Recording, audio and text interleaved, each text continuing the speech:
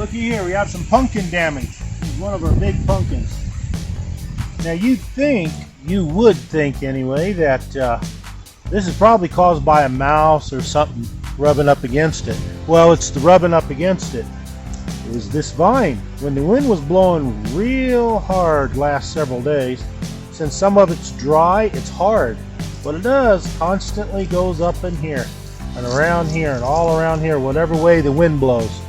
That's what caused that damage. The pumpkin's still good because it didn't go any deeper. But this was caused by something that dried out and was hard and was allowed to blow up against it. Yes, these things happen, but you're welcome to look. There's no claw marks, bite marks, or nothing. This is all caused by this. Isn't that something? It's probably this one too. Look how hard that is. That is hard. Yep. Now, you can tell these pumpkins are getting ready to harvest. See the stem coming out the top? That's drying up. As soon as that dries up, a little bit more, actually right now, we could go ahead and harvest this. That's what it is. Isn't that right, Athena?